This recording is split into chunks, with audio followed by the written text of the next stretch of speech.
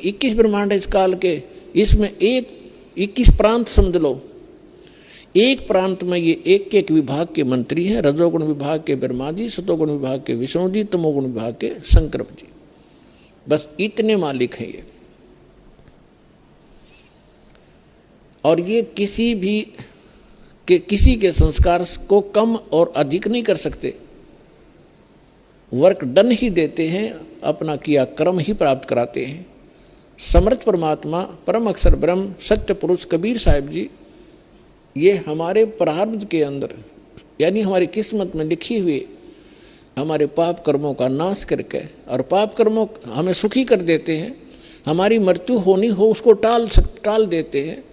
हमारा और भी कोई आपत्ति होनी है, कोई अक्षति होनी है, उसको भी वो जो पाप कर्म से होनी थी और पाप कर्म नाश हो गया, उस कर्म से ही तो हानि होनी थी, कर्म परमात्मा ने कैंसिल कर दिया तो सुख हुआ। तो ये केवल समर्थ परमात्मा ही कर सकते हैं। अब दास आज ये बता रहा था आपको कि परमात्मा ने हमें आकर के ये बताया है कि इस काल के लोक में और आप सुख खोज रहे हो। जिनको आप परमात्मा माना करते थे, थारे भगवान, आपके भगवान सुखी नहीं, कभी सपने में सुख नहीं हुआ उनको। भगवान श्री कृष्ण जी का जन्म हुआ, मामा दुश्मन बन गया, जेल में जन्म हुआ, और मामा शत्रु पीछे पड़ा रहा।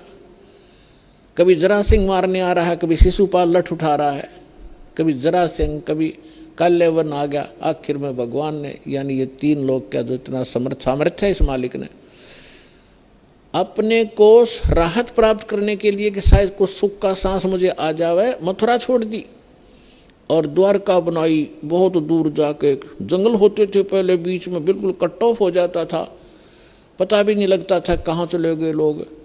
द्वारका समुद्र के अंदर एक टापू में जाकर अपना जीवन निर्वाह किया। और अंत कैसा हुआ श्री कृष्ण जी का?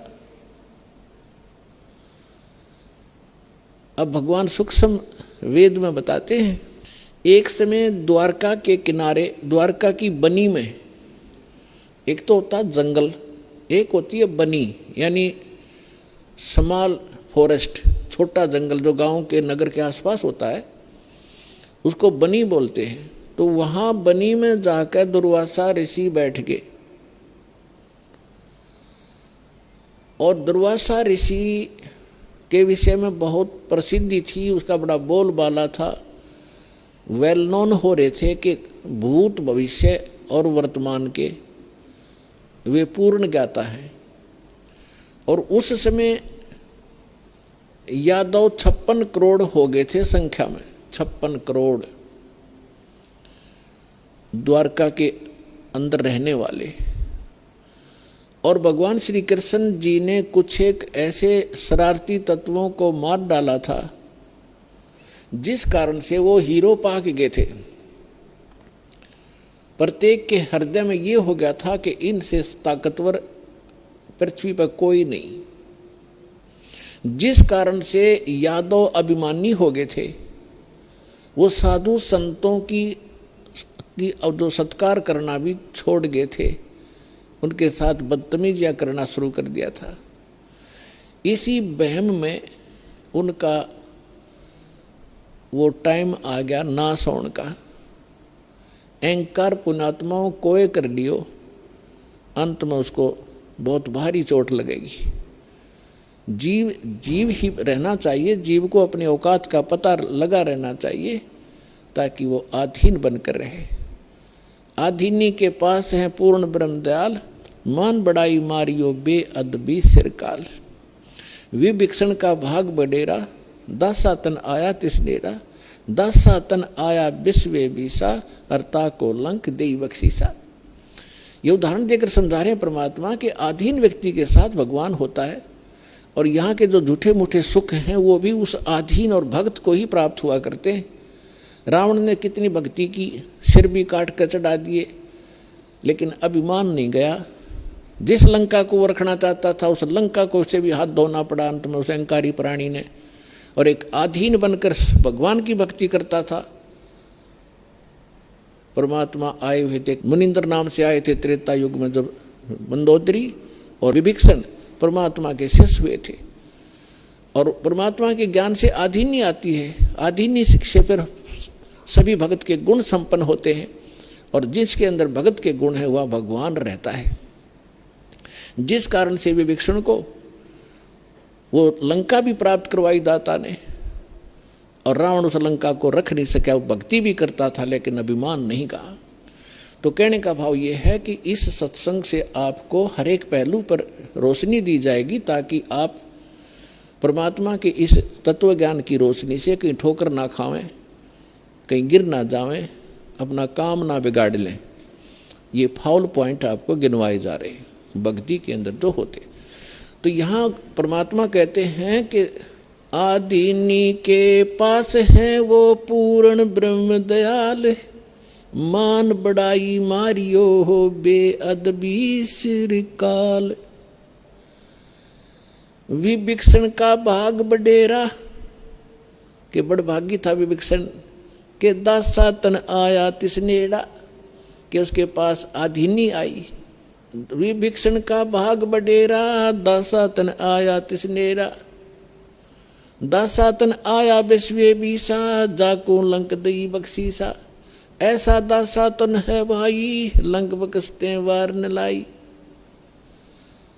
फिर परमात्मा कहते हैं कि उस नम्र आत्मा विभीषण भगवान की सतभक्ति करता था, तो यह झूठा सुख भी अगर तुम्हें चाहिए तो भी इस तरीके से मिलेगा। अधीन रहो, जब तक रहो आपको सुख का सांस रहेगा और फिर मोक्ष प्राप्त हो जाएगी। अब हम आते हैं उसी प्रसंग पे कि यादव सभी भगवान श्री कृष्ण जी की आड़ में अहंकारी हो गए, साधु संतों का सत्कार त्याग दिया, उनके साथ मजाक करने लगे। तुम क्या हो, तुम भटकते फिरते हो जंगल में, हैं अपना कोई धंधा करके क्यों नहीं खाते हो, इस तरह की भाषा बोलने लगे। उस समय दुर्वासा जी उस बनी में जाकर बैठ गए, द्वारका के बाहर थोड़ी सी दूरी पे। और द्वारका के अंदर इस बात की एक ऐसी रूमर चली, चर्चा का विषय बना कि एक महापुरुष आए हैं दुर्वासा जी, बड़े पहुंचे हुए संत हैं और भूत भविष्य और वर्तमान की सब जानते हैं। श्री कृष्ण जी के पुत्र प्रद्युम्न और उसके साथियों ने मिलकर एक कुबद सूजी, उन्होंने एक फैसला लिया कि भाई ऐसे सुन रहे हैं कि ये दुर्वासा जी बड़े पहुंचे हुए महापुरुष हैं और भूत भविष्य की सारी जानते हैं, इसकी परीक्षा लेते हैं। उन्होंने क्या किया कि प्रद्युम्न को, श्री कृष्ण जी के पुत्र को, एक स्त्री का स्वांग करवा दिया, स्त्री के कपड़े बना दिए और एक गर्भवती स्त्री का स्वांग बना दिया। पेट के ऊपर एक कढ़ाया, जैसे छोंक छांक लान की छोटी सी कढ़ाई हो घर में रसोई में, एक छोटी सी कढ़ाई पेट का बांध दी और ऊपर का उसका लोगड़ बांध दिया रुई सी, फिर कपड़ा बांध दिया और ऊपर के और ताले कपड़े पड़ा दिए और मुंह ढक लिया, घूंघट काट के चल पड़ी।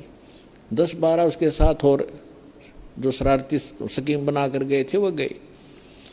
दुर्वासा जी के पास जाकर उन्होंने कहा कि भगवान प्रणाम हो ऋषि जी को, हम आपके पास एक समस्या लेकर आए हैं।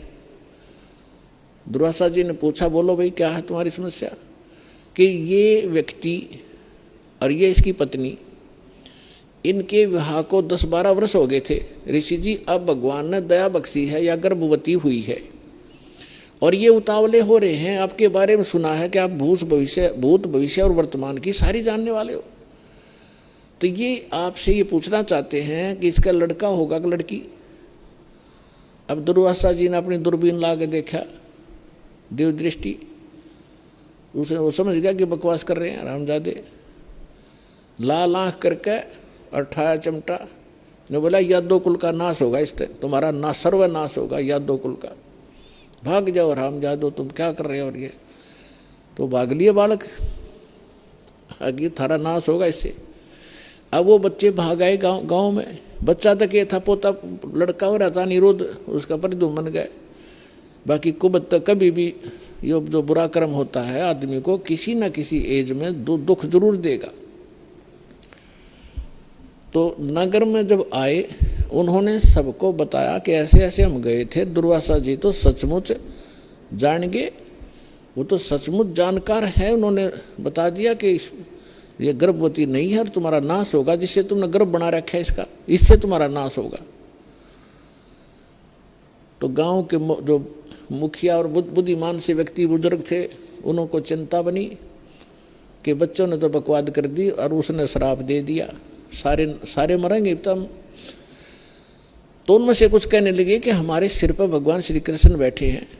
वाह।